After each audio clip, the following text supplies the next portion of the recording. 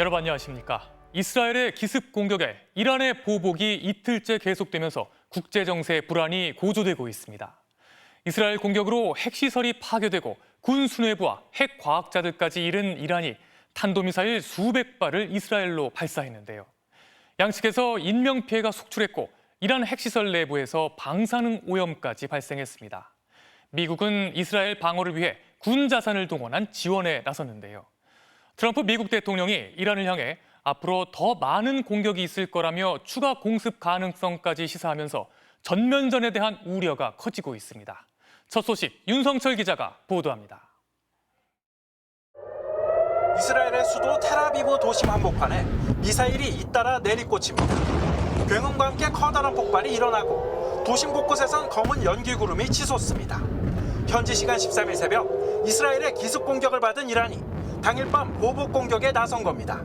So we are in the heart of a civilian area and rockets fell here and made a massive destruction. 다음 날 새벽까지 4차례에 걸쳐 150여 발의 탄도미사일이 이스라엘을 향해 발사됐습니다. 아이언돔 방공망이 가동되고 미국의 요격 지원도 있었지만 모두 막기엔 역부족이었습니다. 결국 3명이 숨지고 30여 명이 다치는 등 인명피해가 속출했습니다. 이란 최고 지도자는 이스라엘이 먼저 건 싸움이라며 보복의 정당성을 강조했습니다.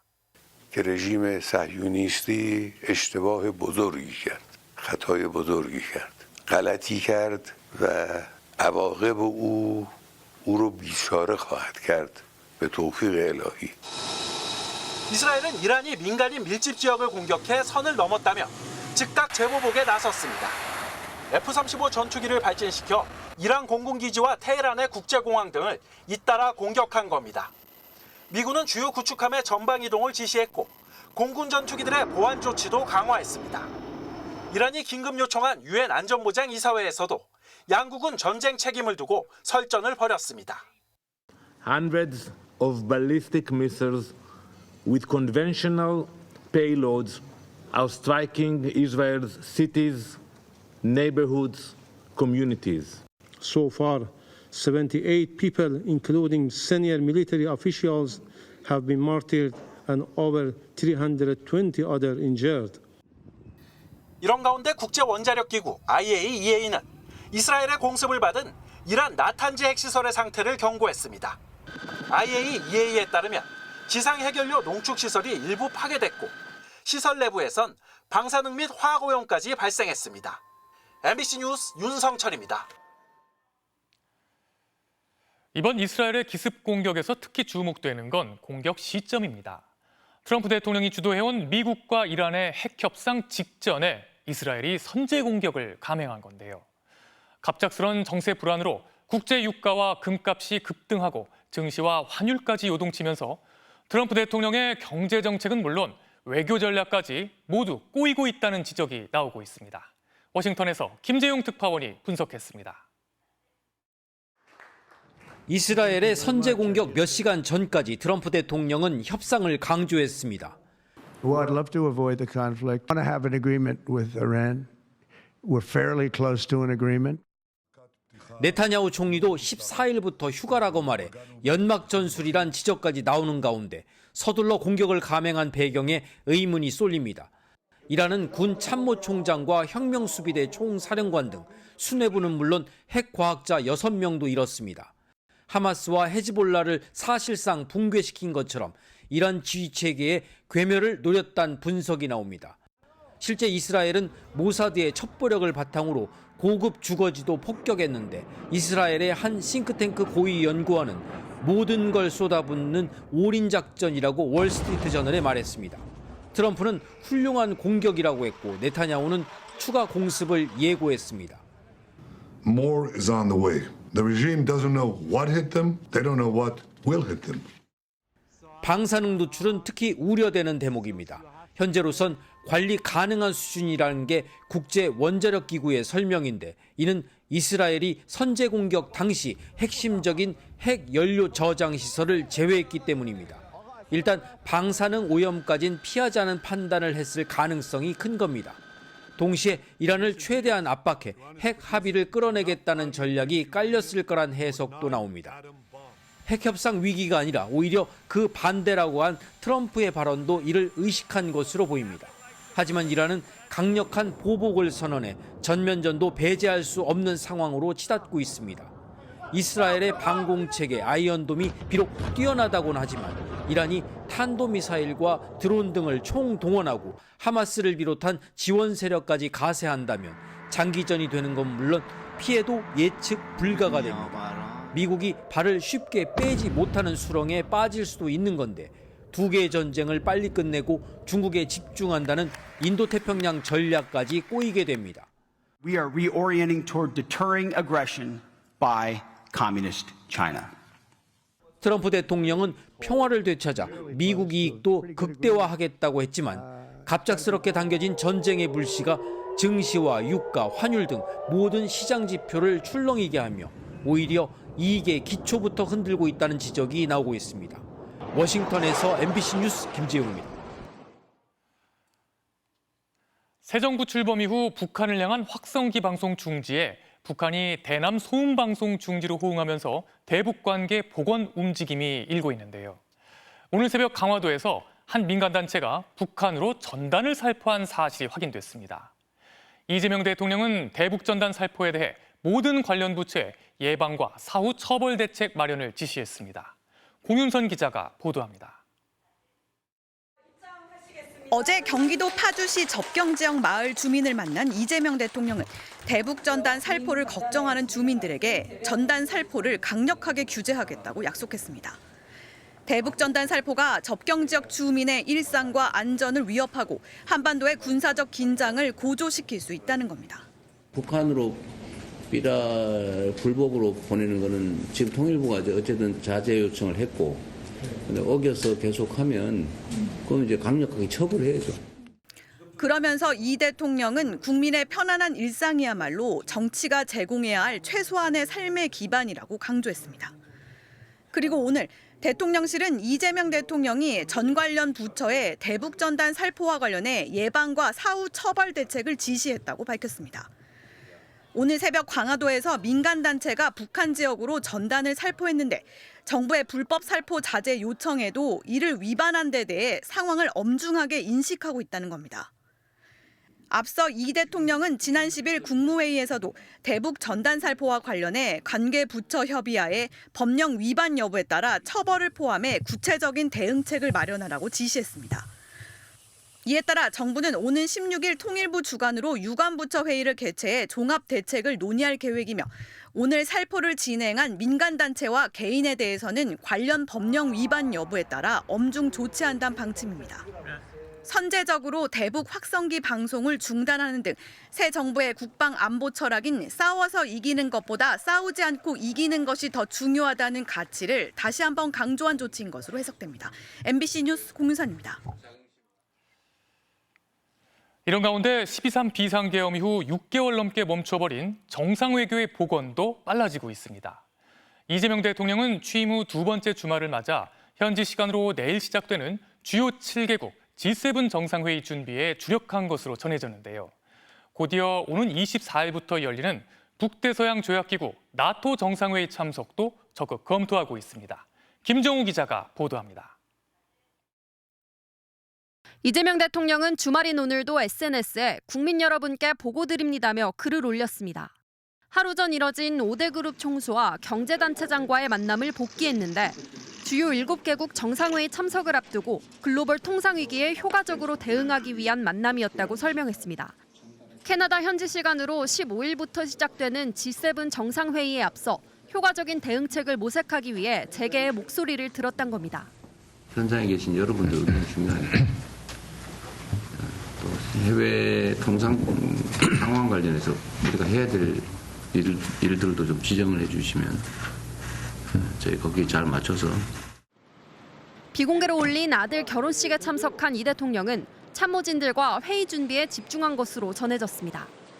미국과 일본 등 주요 정상들이 참석하는 이번 G7 회의에선 약식으로라도 정상회담이 이뤄질 것으로 보입니다.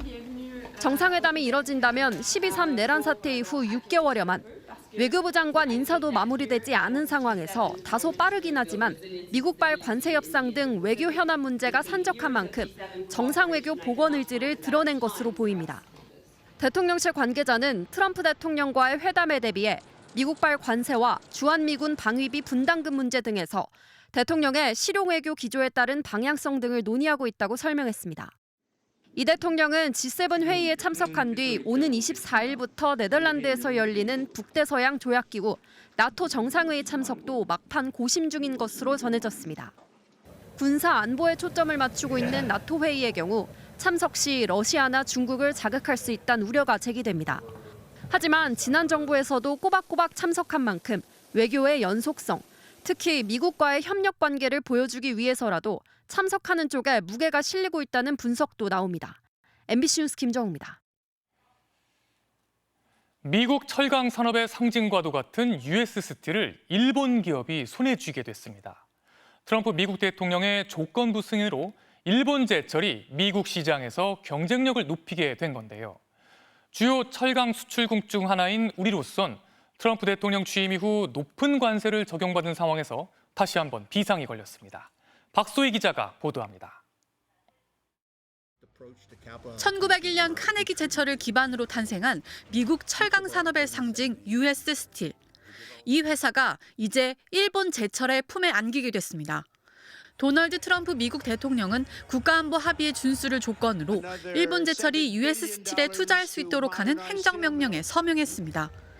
국가안보 합의에는 미국 정부가 안보가 침해당했다고 판단할 경우 거부권을 쓸 수 있는 지분율인 이른바 황금줄을 갖는다는 내용 등이 포함된 것으로 전해졌는데 구체적인 내용은 확인되지 않았습니다. They're going to spend $17 billion on U.S. steel. All the steel workers wanted it. It's 51% ownership by Americans. 일본 제철은 2023년 12월 인수 제안을 했지만 노조의 반발과 당시 조 바이든 대통령, 트럼프 공화당 후보의 반대로 어려움을 겪었습니다. 세계 4위 조강 생산 능력을 가진 일본 제철은 27위인 US 스틸을 인수함으로써 세계 3위 철강 기업으로 도약하게 됩니다. 문제는 한국 철강 업계입니다. 자동차와 가전제품용 고급 강제를 주로 생산하는 US 스틸과 일본 제철의 기술력이 결합되면 미국 내 고급 강제 시장에서의 경쟁은 더욱 치열해질 전망입니다. 일본 제철이 가지고 있는 기술력이라든지 자본력하고 미국에서의 US 스틸의 생산 능력이 결합이 되면은 한국 수출의 대체 가능성이 좀 높아진다는 점에서 위협적이라고. 또 일본 정부가 이번 인수와 관련한 대미 투자를 지렛대로 삼아 곧 캐나다에서 열리는 G7 정상회의에서 미국 측의 철강 관세 완화를 요구할 가능성도 제기됩니다. 일본이 미국에 대한 기여, 투자나 앞으로의 협력 등을 고리로 해서 일본이 원하는 즉 미국의 관세를 없애는 거에 아마 주력을 할 것으로 보입니다. 전문가들은 트럼프 대통령이 미국 내 생산과 투자 강화라는 일관된 메시지를 내놓고 있는 만큼 우리 정부 역시 조선업이나 반도체, 자동차 등 전략 산업 분야에서 미국이 신뢰할 만한 동맹이라는 점을 적극 설득해야 한다고 조언했습니다. MBC 뉴스 박수희입니다. 어젯밤 부산 등 남부지방을 중심으로 많은 비가 내리면서 빗길 교통사고와 침수 등 크고 작은 사건, 사고가 잇따랐습니다. 내일도 많은 비가 예보돼 있는데요. 비 피해 없도록 주의하셔야겠습니다. 이승현 기자가 보도합니다. 고속도로 위를 달리던 차들이 갑자기 속도를 늦추고 갓길로 빠집니다. 도로 위에는 차량 파편들이 흩어져 있고 경차 한 대가 종이장처럼 구겨져 있습니다. 오늘 아침 6시 40분쯤 경북 상주시 중부 내륙고속도로 부산 방향 상주 나들목 인근에서 승용차 4대와 25톤 화물차 1대가 부딪히는 오중 추돌 사고가 발생했습니다. 이 사고로 화물차와 부딪힌 경차 운전자 60대 남성이 크게 다쳐 병원으로 옮겨졌습니다. 비 오는 날 운전을 하고 있었는데 차들이 갑자기 급하게 정차를 하더라고요. 그래서 1차선, 2차선은 보니까 그 사고 차량으로 인해서 도로 주변에 파편이 엄청 심하게 떨어져 있었고 경찰은 가장 앞서가던 승용차가 빗길에 미끄러지면서 뒤따라오던 차량이 잇따라 추돌해 사고가 발생한 것으로 보고 정확한 사고 원인을 조사하고 있습니다. 폭우로 불어난 하천에 잠긴 승용차 위에 아이를 안은 여성이 위태롭게 앉아 있습니다. 오늘 오전 10시 10분쯤 경북 청송군에서 모녀가 타고 있던 승용차가 빗길에 미끄러지면서 하천에 빠졌습니다. 출동한 소방대원에 의해 2사람 모두 다친 곳 없이 안전히 구조됐습니다. 밤사이 전국적으로 많은 비가 내리면서 크고 작은 피해가 잇따랐습니다. 어젯밤부터 200mm에 가까운 비가 쏟아진 부산에만 밤사이 맨홀 빠짐 사고와 아파트 침수 사고 등 경찰과 소방에 60여 건의 신고가 접수됐습니다. 특히 부산에는 자정부터 1시간 동안 6월 시간당 강수량으로는 부산 지역 기상관측사상 가장 많은 60mm 넘는 폭우가 쏟아지기도 했습니다. 일요일인 내일도 전국적으로 많은 비가 예보돼 있습니다. 서울과 인천, 경기는 20에서 80mm, 부산과 울산, 경남도 20에서 80mm, 제주는 30에서 많게는 120mm의 비가 더 내릴 전망입니다. 비는 모레 오전쯤 전국적으로 차차 그칠 걸로 전망됩니다. MBC 뉴스 이승현입니다. 내란과 김건희 순직 해병 사건을 수사할 새 특검이 주말에도 분주히 돌아갔습니다. 특검 수사 기간이 한정돼 있는 만큼 속도를 높이기 위해 서둘러 수사팀 구성에 들어갔는데요. 방대한 수사팀을 이끌 수사 역량과 조직관리 경험을 갖추고 호흡을 맞출 수 있는 특검보를 물색하고 있습니다. 재은효 기자가 보도합니다.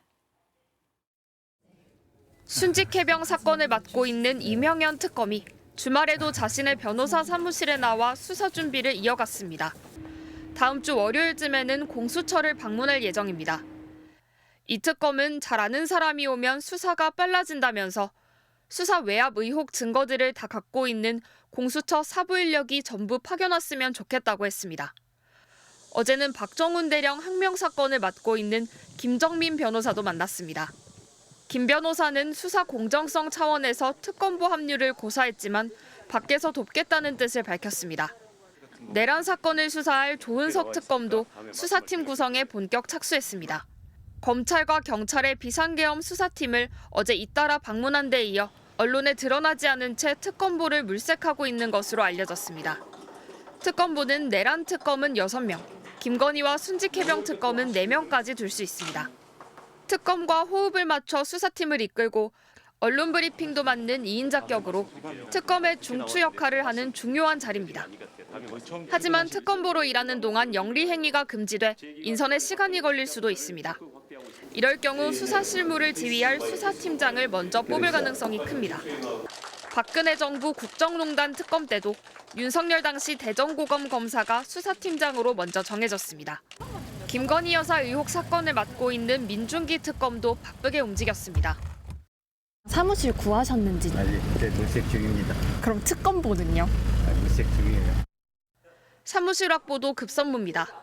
영장을 접수할 수 있는 법원과 가까운 거리에 최대 200명이 넘는 대규모 수사팀이 들어갈 수 있고 보안성도 갖춰야 합니다.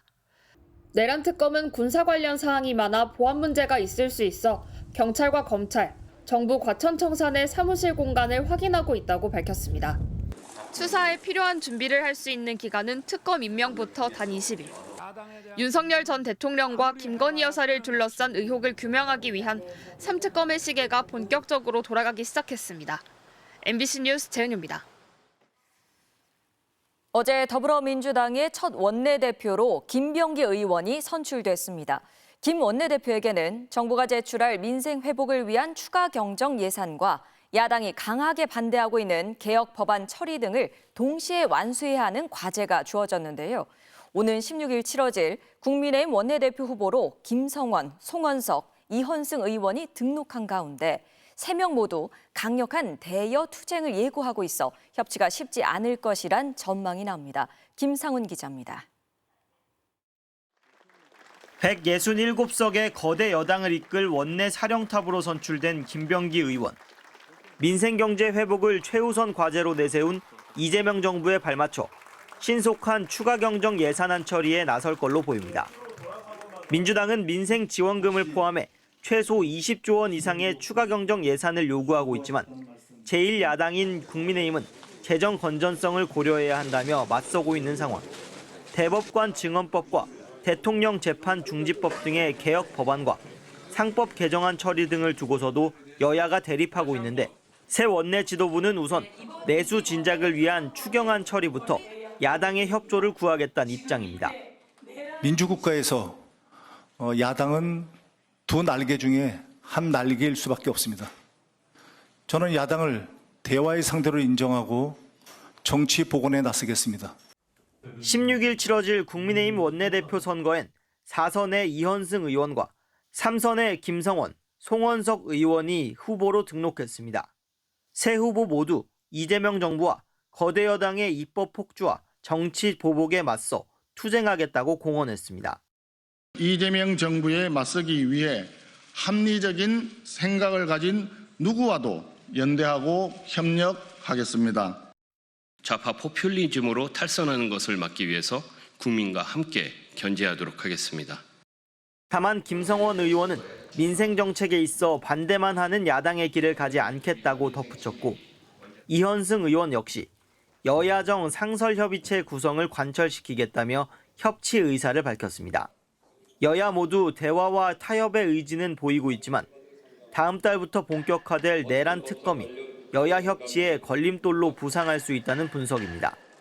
국민의힘은 오늘 3대 특검에 대해 무제한, 무한정 수사를 예고하고 있다며 광란의 정치 보복으로 제1야당을 괴멸시키겠다는 것이냐고 반발했습니다. MBC 뉴스 김상훈입니다.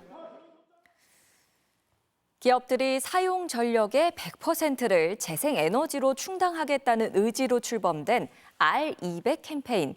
애플, 구글 등 전 세계 많은 기업들이 자발적으로 참여하고 있는데요. R200 캠페인의 최고 책임자가 석탄 에너지의 폐지를 선언한 새 정부의 기후 에너지 정책을 환영한다고 밝혔습니다. 그리고 앞으로 5년이 한국의 결정적인 시기가 될 거라며 두 가지 핵심 조언을 전했습니다. 현이나 기후 전문 기자가 단독 취재했습니다. R200은 새 정부가 밝힌 기후 에너지 관련 공약을 환영한다고 밝혔습니다. And overall, they align with RE100's policy recommendations. We welcome those pledges, and particularly there's a commitment to end coal-fired electricity generation. That's something we're really pleased.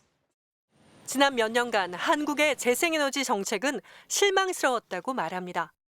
Under the previous administration, the renewable energy targets were reduced, and obviously we saw this as a backward step. 최근 발간한 보고서에서 R200은 한국을 재생에너지 구매가 가장 어려운 국가로 3년 연속 선정했습니다. 지난해 한국에서 활동하는 R200 회원사들의 재생에너지 조달률은 12%에 불과했습니다. Significantly lower than our global average, which is 53%. RE100 members operating in China procure 59% renewable energy. In Japan, that's 36%, and in Vietnam, that's 58%. R200은 새 정부에 꼭 하고 싶은 말로 두 가지를 강조했습니다. 첫 번째는 재생에너지 목표 상향입니다. It is at least a share of 33% of new and renewable energy by 2030. And this should hopefully match the demand that is coming from corporates. 또 하나는 전력 시장에서 재생에너지 공급과 유통에 장애가 되는 제도를 개선해달라는 겁니다. 정부의 의지와 제도만 마련된다면 한국은 단기간에 재생에너지 강국이 될 수 있다고 말합니다. So there is a potential for 624 gigawatts of generation capacity to come from offshore wind. However, currently only 124 megawatts, which is about 0.2%. 그러나 새 정부가 신속한 에너지 전환에 실패할 경우 치러야 할 비용은 클 것이라고 말합니다. 그러면서 글로벌 시장에서 삼성전자의 라이벌인 대만의 반도체 회사 TSMC의 예를 들었습니다. Taiwan has recognized the risks of not moving fast enough on renewables and what this could mean for its businesses. Taiwan has made it easier for companies to engage in PPAs. 앞으로 5년은 한국이 재생에너지를 빠르게 늘려 시장을 선점하거나 세계 흐름에 뒤처져 시장을 잃을 수도 있는 중요한 5년이라고 강조했습니다. We will be reaching out to the government to offer our support in assisting them with their plans on renewable energy, have plans to work closely with the government this year. MBC 뉴스 현인아입니다. 오늘 서울 을지로 일대에서 제26회 서울 퀴어 문화축제가 열렸습니다. 이번 행사에는 성소수자 단체를 비롯해 인권단체와 영국과 프랑스 대사관 등이 참여해 성소수자 인권 증진을 위한 70여 개 부스를 운영했습니다. 참가자들은 오후 4시부터 명동성당과 서울광장을 지나는 행진을 벌이기도 했습니다. 같은 시각 퀴어 축제를 반대하는 개신교 단체도 집회를 열었지만 별다른 충돌은 없었습니다.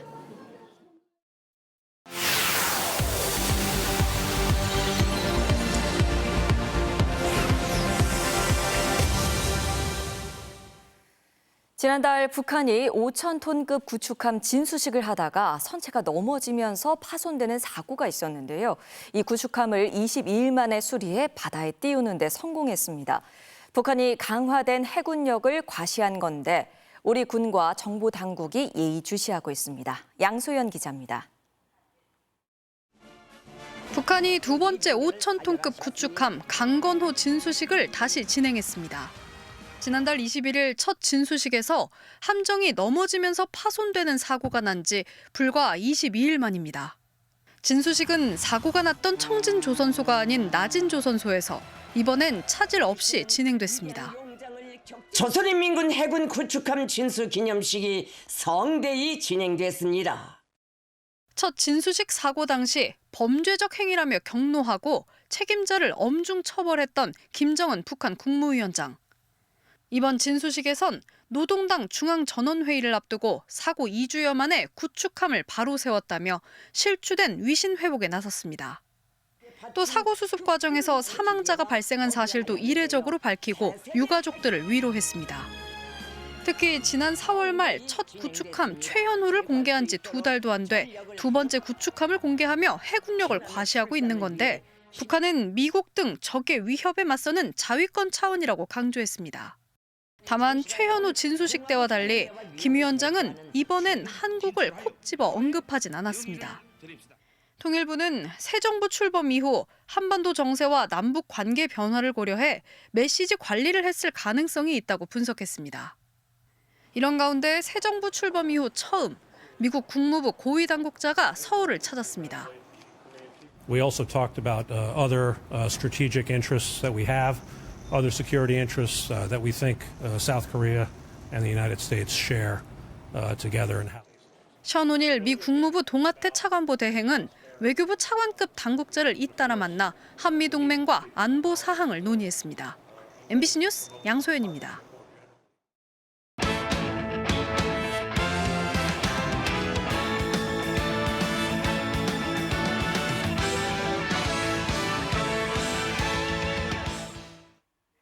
토요일 밤 스포츠 뉴스입니다. 프로야구에서 부상병동 롯데가 베테랑들의 활약을 앞세워 SSG를 꺾고 3위 자리를 사수했습니다. 이명록 기자입니다. 경기 뒤 열릴 은퇴식을 앞두고 SSG 추신수는 아내의 시구를 받으며 특별한 날을 기념했습니다.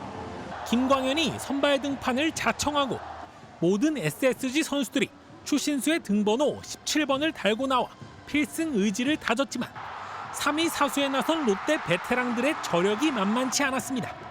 2회 초 김민성이 선제 솔로 홈런을 터뜨린 데 이어 1대1로 맞선 6회엔 전준우가 김광현을 상대로 적시타를 터뜨렸습니다. 8회 마무리 조병현을 상대로 전준우와 김민성이 또 한 번 적시타를 때려내면서 승부의 쐐기를 박았고 3연승을 달린 롯데는 3위 수성에도 성공했습니다. 미리 보는 한국 시리즈라 할 만큼 반경기차 1, 2위의 맞대결은 치열했습니다. 양팀 선발 투수의 호투 속에 LG가 5회 신민재의 희생플라이로 먼저 균형을 깼습니다. LG는 선발 임창규의 폭투에도 3루 주자를 잡아내는 행운까지 따랐지만 한화의 집중력도 만만치 않았습니다. 7회 안치홍이 우측 담장을 마치는 동점 2루타를 터뜨렸고 계속된 기회에서 황영묵의 번트 안타로 경기를 뒤집었습니다. 한화는 8회 불펜이 흔들리자 마무리 김서현을 서둘러 마운드에 올렸지만 LG 박동원의 희생플라이로 다시 동점을 허용했습니다. MBC 뉴스 이명노입니다. NBA 인디애나 할리버튼의 더블 클러치 레이업입니다. 물 흐르듯이 유려한 동작에 상대 수비도 속수무책이네요. 토요일 밤 스포츠 뉴스였습니다.